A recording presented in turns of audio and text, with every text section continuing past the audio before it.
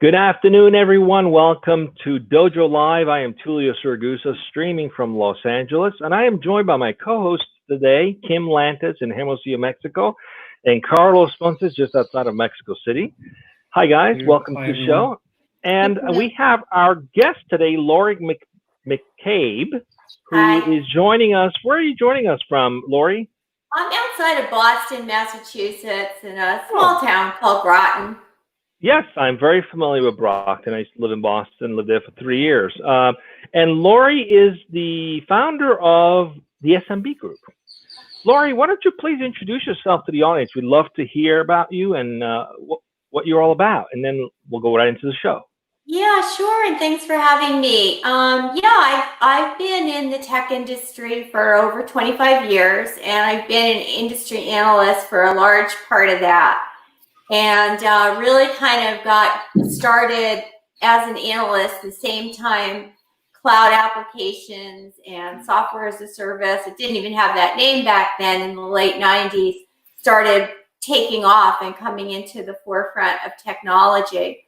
So I've been very involved in that for a long time and have been pretty exclusively focused on how SMBs, small and medium businesses, use technology in their businesses. And that's kind of the genesis of our firm, of SMB Group. Great.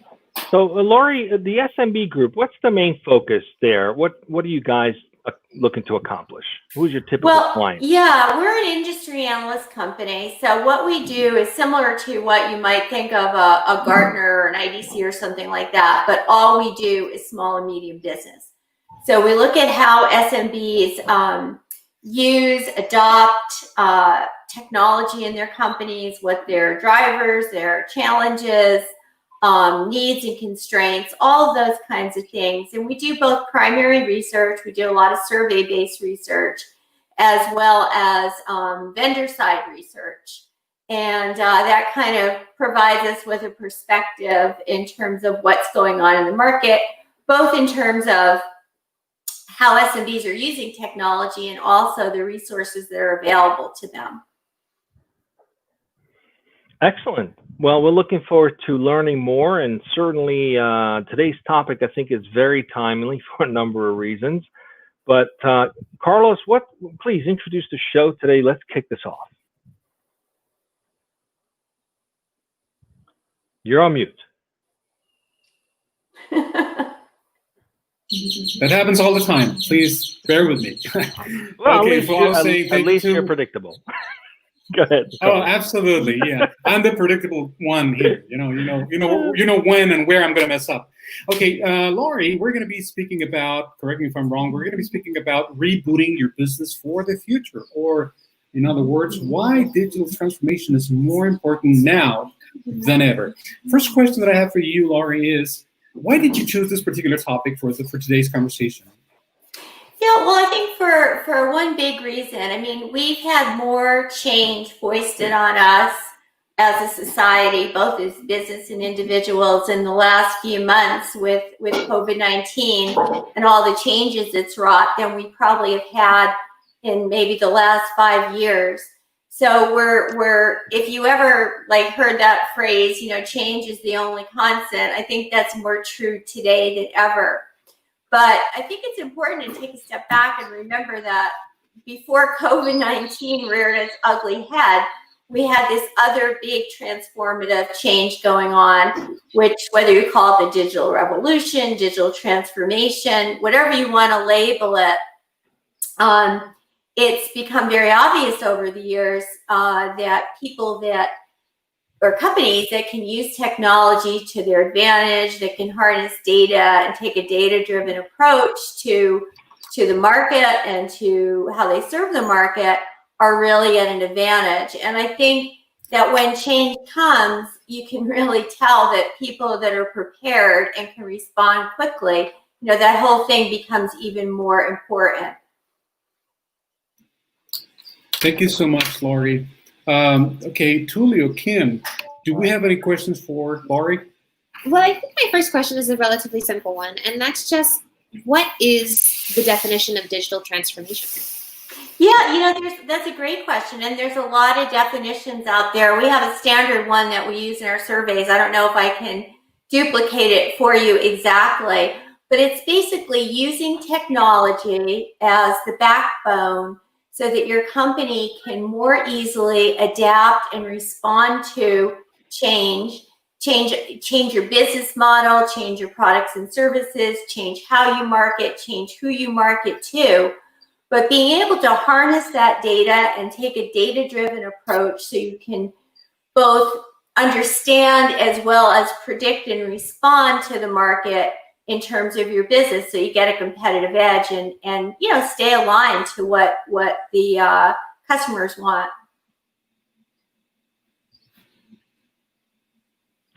I think I lost Laurie. Am I the only one who's having a...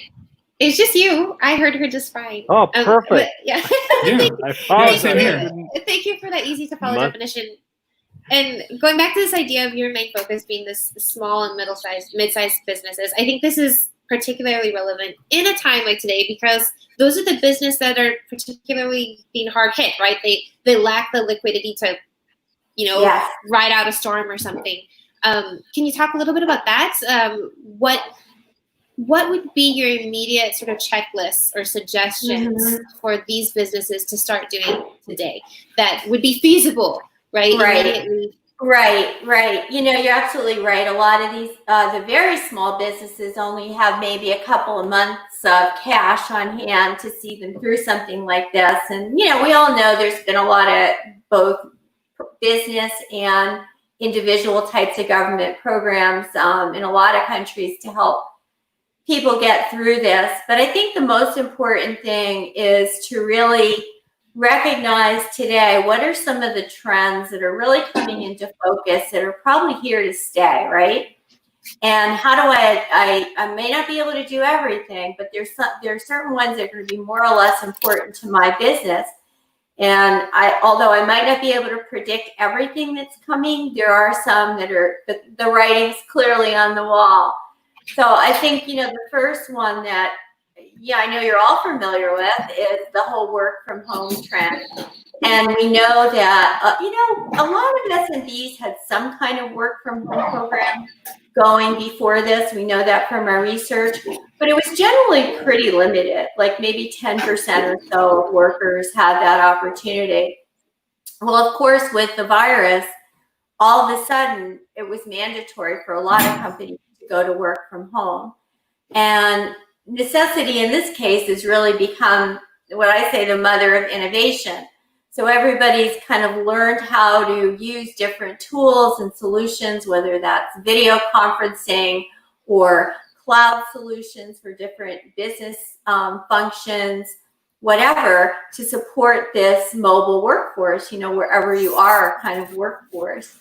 And, we definitely see that a lot of these businesses are planning to have a lot more of their workers work remotely, a lot more even as the virus subsides. So I think right there, the whole thing is, are you equipped? Is your business equipped to really enable productivity and collaboration that you need when people are not necessarily working in an office environment? Because I don't expect people are just going to all of a sudden show up back in the office again. So that's one of them, but we have a couple of others too that we see.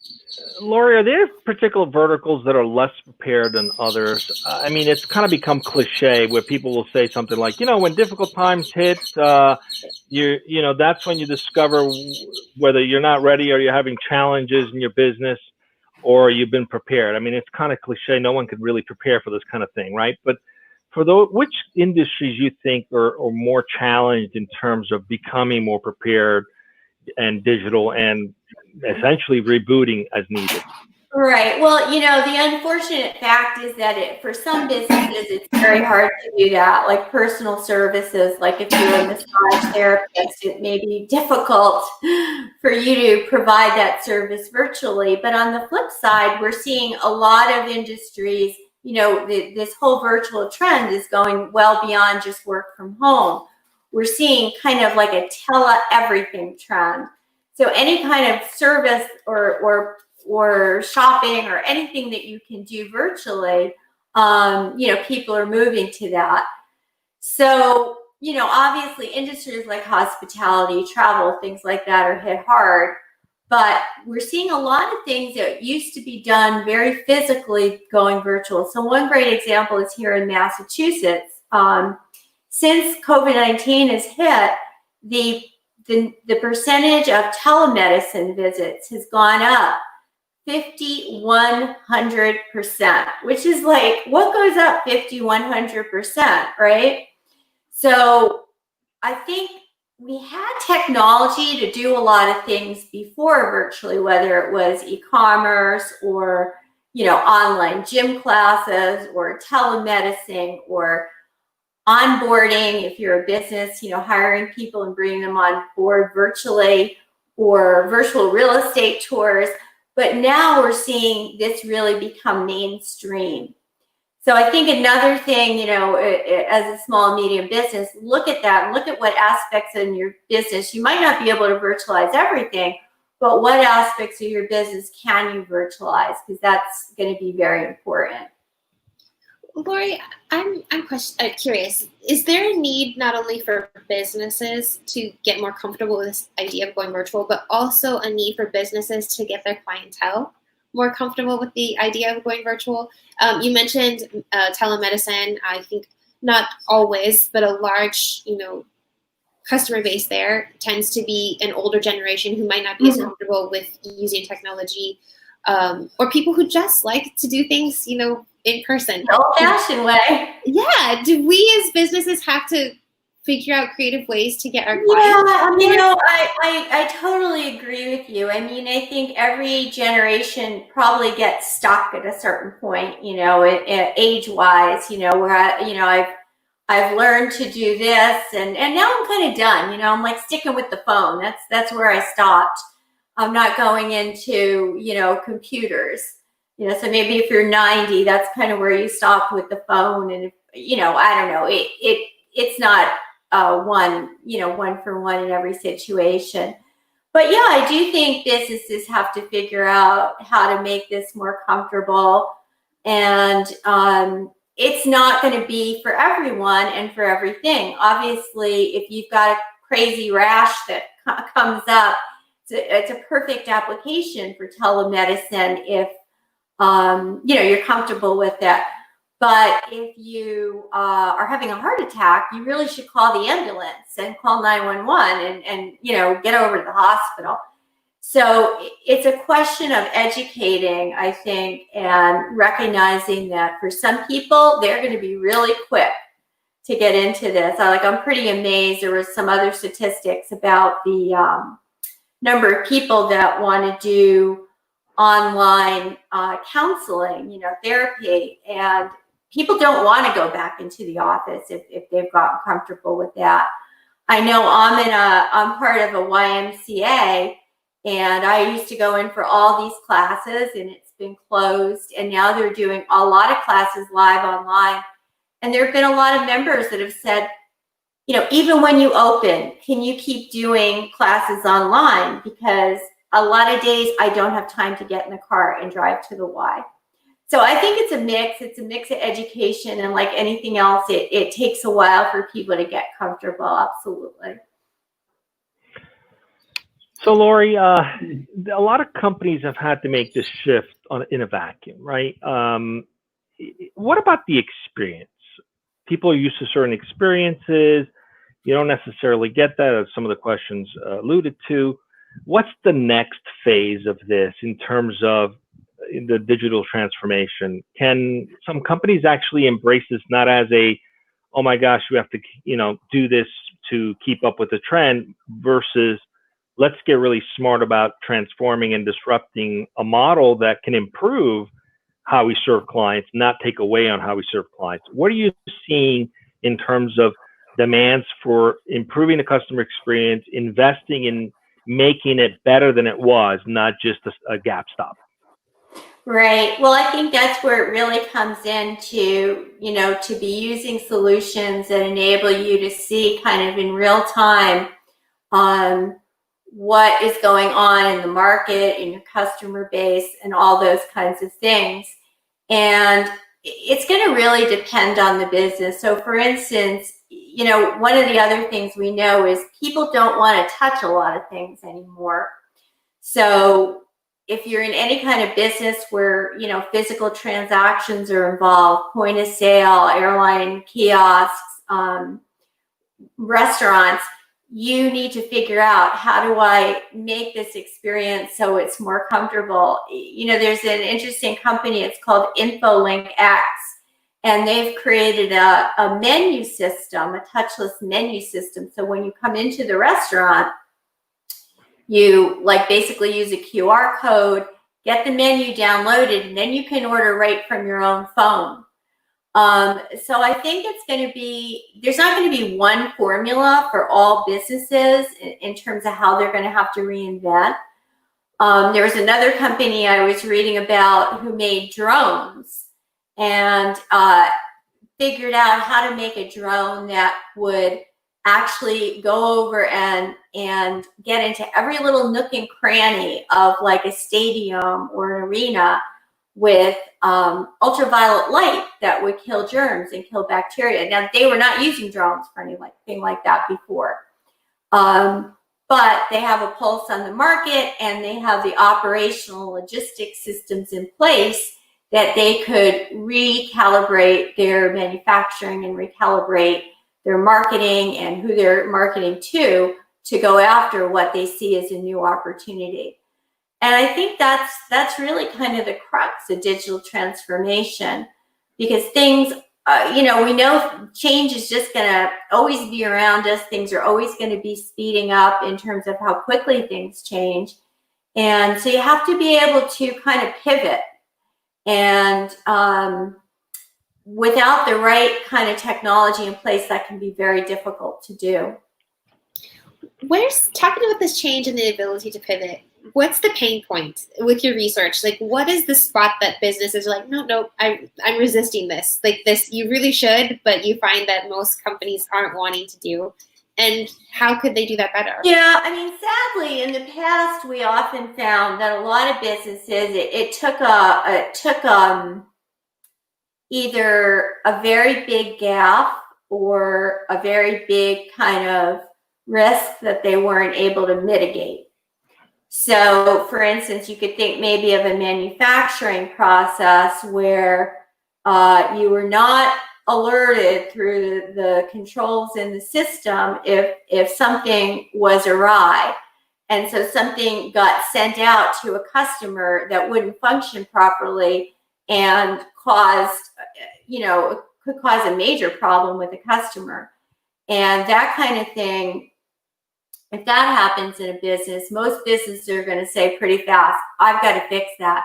I've got to have the diagnostics and the real-time information in my manufacturing system, so I'm alerted by the system that this is an error and I can adjust and fix it before this thing ever goes out.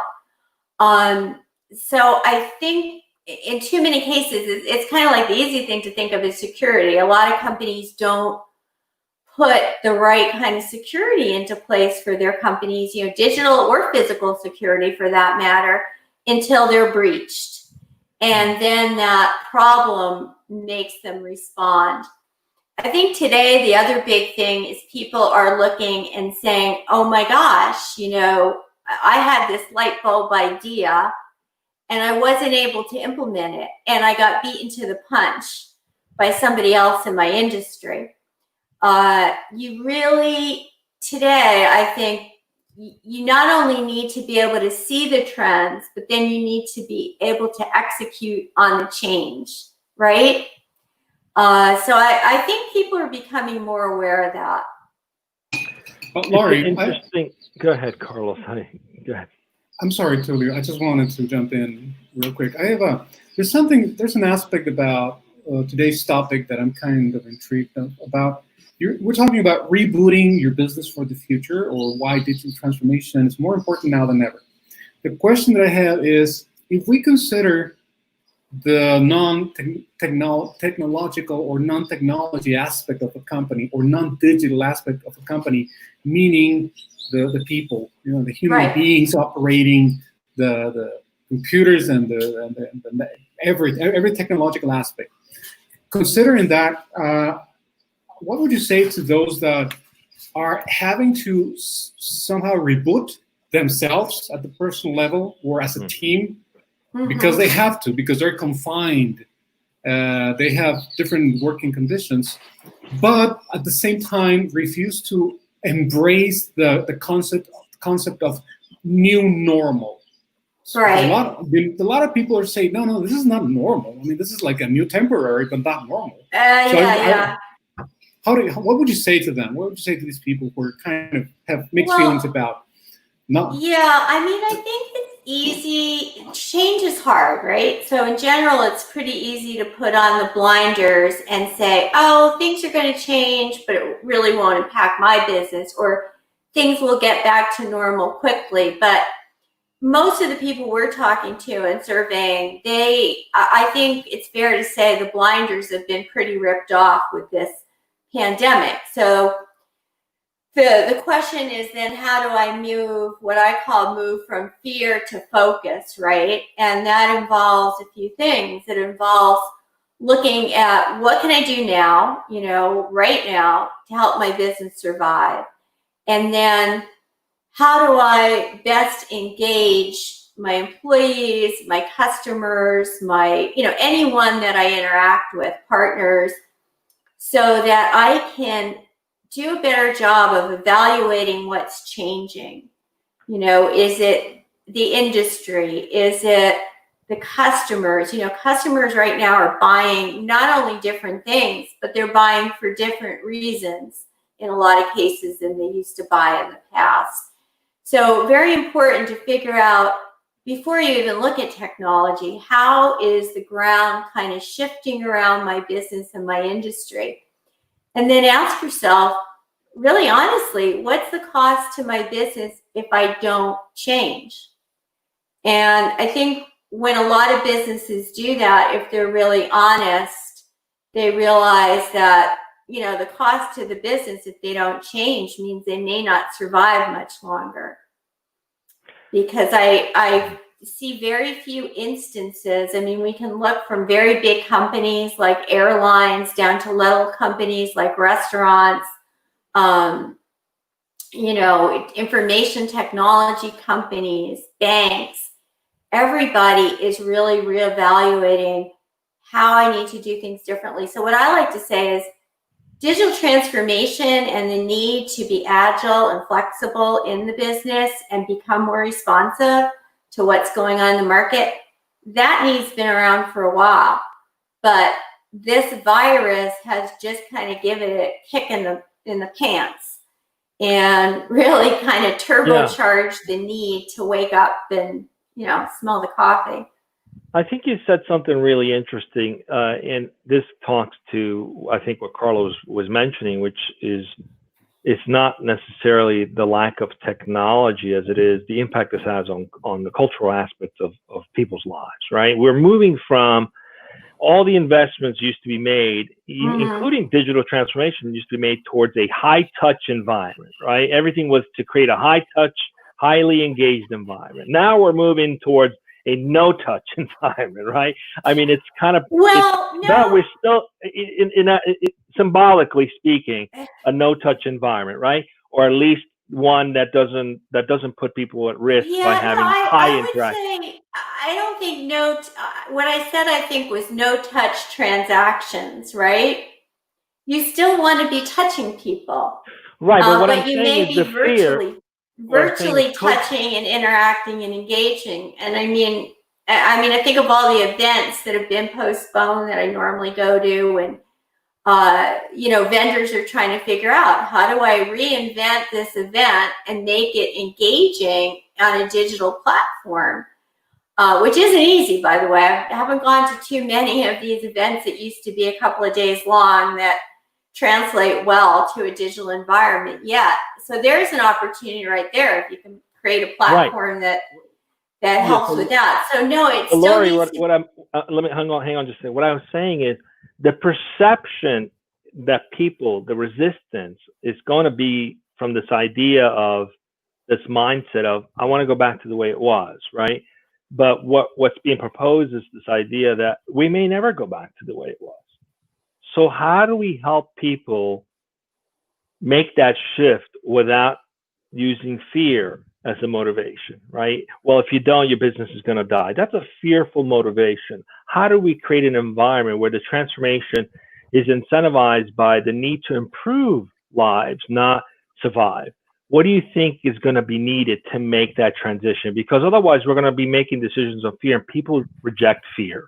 Ultimately, reject fear. Yeah, no, I hear you 100%. That's what I'm talking about. You have to be able to identify the opportunities, right? So like this drone maker said, oh, here's an opportunity. I can figure out how to, use infrared light with my drones to disinfect public spaces. Or the company that said, yeah, restaurants are, people don't want to necessarily touch menus. I'm going to figure out how to create a menu system that's a no-touch menu system that then that restaurant owner could put into place and, take one little obstacle to dining out off the table. So it's really about creating a shared vision. What is the best way for my business to survive and thrive into the future?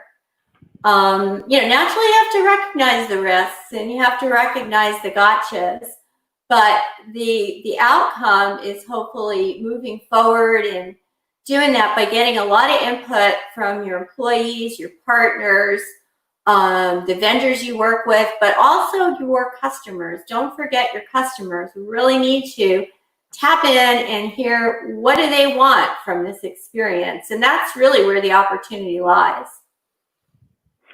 All right, so guys, if you have additional questions, please think of them now. We're going to be wrapping up, but I wanted to quickly recap what I've heard. One is digital transformation is needed, in essence, to survive and thrive in today's environment. Two, it can be used as a way to improve the customer experience, to improve the quality of service you provide to your clients.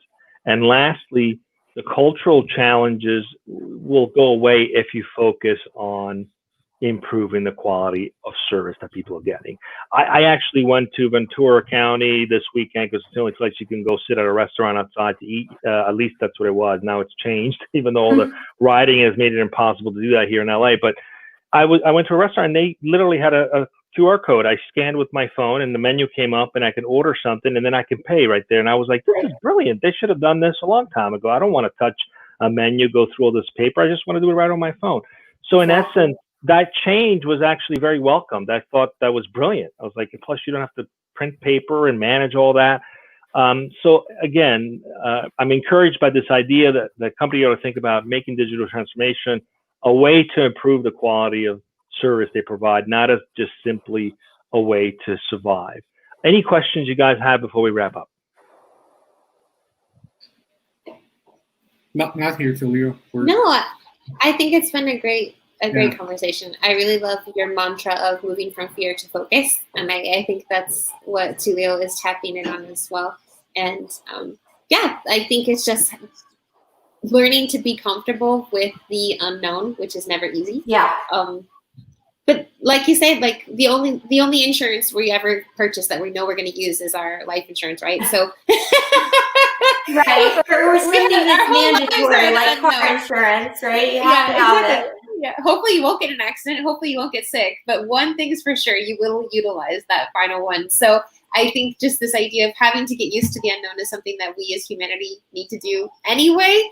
And the sooner we can get over that and the sooner we can shift from fear to focus, the better our businesses will be, the better our lives will be, the culture that we're creating for our employees. So thank you. Yeah, all I have to say is thank you. Thank you. It was a pleasure to talk to you all. Thanks for joining us. So now we know for sure there's not just two things that are sure, death and taxes, but also the use of your life insurance. That's the third thing you're going to be sure to do. Thanks for joining us, Laurie. Change. Pleasure having you. Carlos, who do we have tomorrow? Tomorrow we're making up for yesterday. Yesterday was Blackout Tuesday. We paused the show in solidarity, and we're rebroadcast. We're having that show tomorrow. So who's our guest tomorrow? Please let the audience know. And this is the read Carlos lips stage of the show.